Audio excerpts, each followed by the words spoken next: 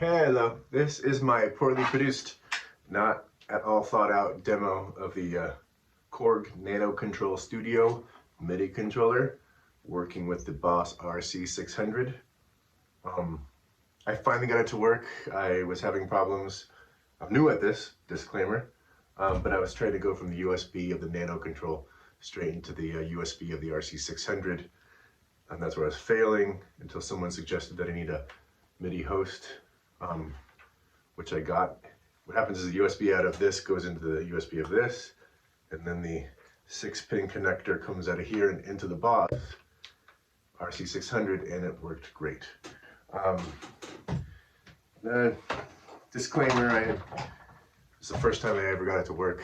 With this video, you'll see I had been drinking beers all night, very excited to play with all the parameters, and at the same time very excited to share with the I had told some people in the Facebook RC-600 group that I'd share a video once I got it to work, and so that's what I'm doing. It's not an instructional video, it's just a demo video. It doesn't teach you much, but it will show you without a doubt that it works. The nanoKONTROL works. If anyone would like to see an instructional video, then subscribe to my channel and make a comment and tell me you want to see a video. I'll do it. The movie starts off with me playing around with all the signs, showing you that they do work, and then there's a break, and the second video shows me trying to be creative with the parameter controls I set up and jamming a little bit of a guitar. Another thing I don't really explain in my video, I'll show you here, is this is the, I don't know what you call it, I call it the CC map. So this is the Korg nanoKONTROL mapped out, and you can see all the CC numbers that correspond with, whatever you want to use the assigns for the RC-600. For instance, when the RC-600 says MIDI CC number 2, that happens to be the fader, the first fader. So you assign that to the track level 1, and you're good to go. It was really fun. I'm still learning it.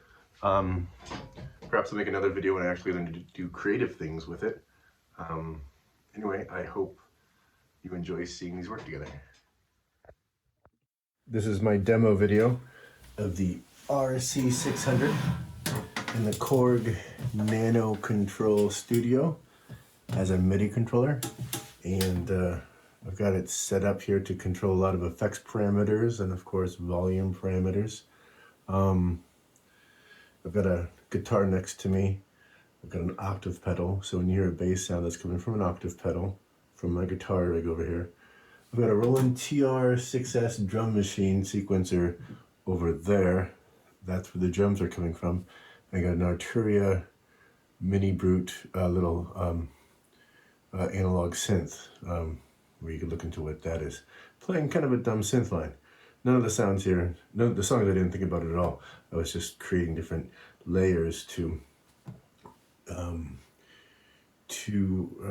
have my way with all the filter effects, which I'm going to demonstrate because this Korg thing is really cool. Anyway, the first thing I did was I started just a random little groove in G, kind of funky, kind of bluesy.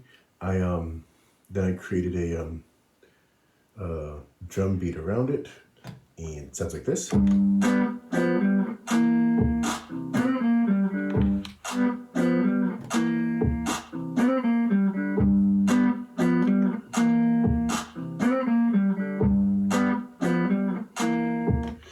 And as I got into adding other layers, that groove there was problematic because when you mix a lot of sounds together, there's usually going to be some low-mid buildup.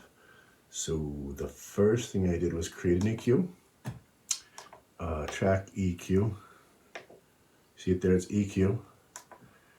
I located a frequency that I thought there was a buildup, it's 250 hertz. And then I set this knob to the decibels, so I can move to taste. Do you see it? It's going from 0 all the way up to -20. Isn't that cool?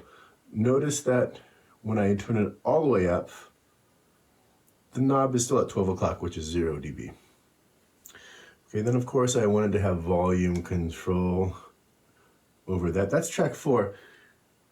This is not going to make any sense how I set up which fader to go which things and why I started on track 4, because this was all hodgepodge. So, and also, I'm not going to get too into the RC-600, but if you're interested in getting like a step-by-step walkthrough of all the MIDI controls and more in-depth talk about the effects, then subscribe to my channel, put a comment in there, and I could totally do a walkthrough of how you do all this. But I'm going to go very little ticky, but I'll just show you right here. There's the track effects. There's an EQ I created. Oh, I already showed you that. Anyway, you can see that's there.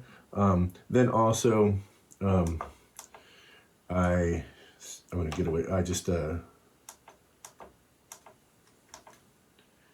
on track 4, and I made this the volume. See that? It's going from 100 to 0, 100. And I'll show you, yeah, who cares?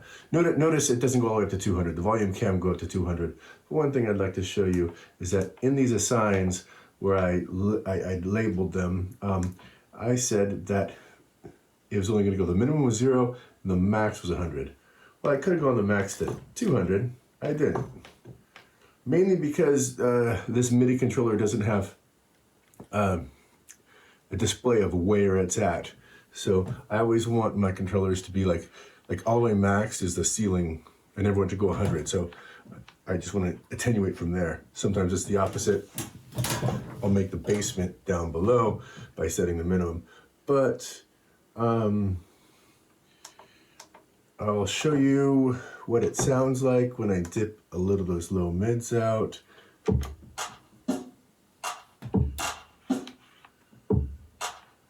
Oops, I started the wrong track. So you can see the low mids pointing at 250, a Q of 8, which I can talk about in the next video. I'm going to start dipping out those, using the Korg to taste. So you can hear it spinning up. This is all the way thin. This is like I said, the low. Anyway, you'll hear it later.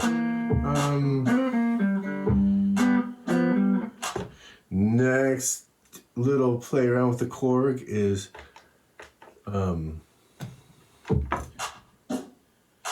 this channel.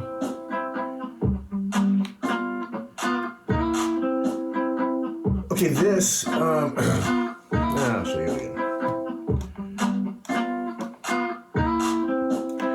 This has a high-pass filter. High-pass means wherever you set the cutoff, right now the filter is totally open, but as I lift the filter up, it's going to cut off the lower frequencies. Now we're getting into it. So where that cutoff is it's not letting frequencies below that. It's called a high-pass filter, so it's only letting things higher than the cutoff through it. Typically that's a frequency, but this represents a frequency. So now, wherever that frequency peak is, you can make a boost there by controlling the resonance, which is right here, which I have this knob controlling the resonance.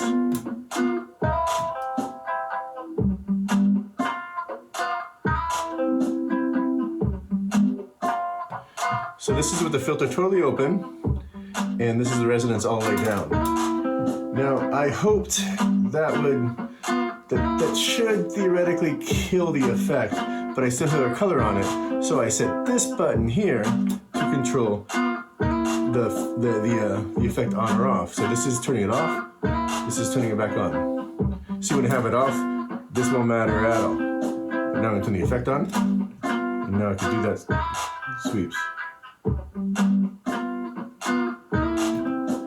Alrighty now.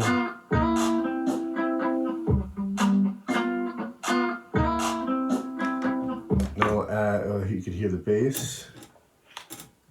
Now the bass is basically the same thing, except I put a low pass filter, which cuts.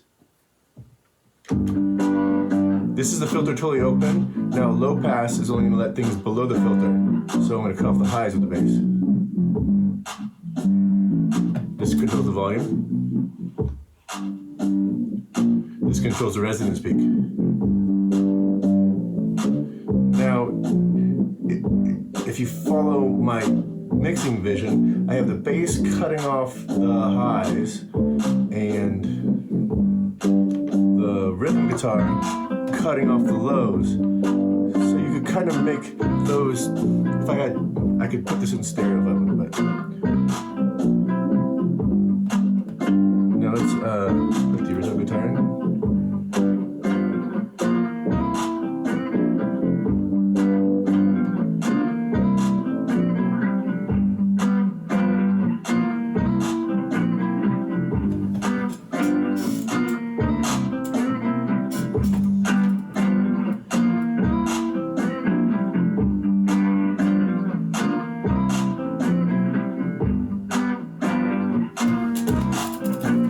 And then I just put a silly little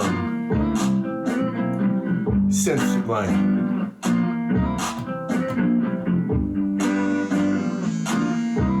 And I use that to control the volume.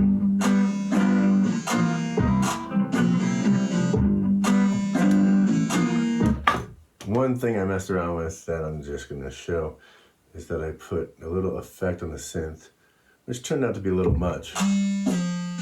That's the stupid synth line. But the effect I put on it was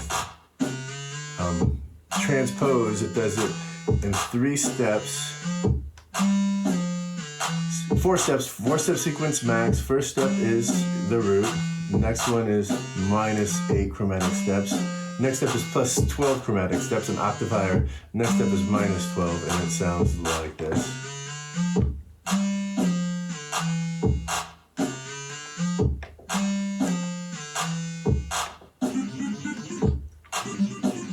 It's kind of stupid, so I cut it out. I mean, there's a lot of things you could do with the effects on here, but let's just turn it off, and we'll get back to the sound.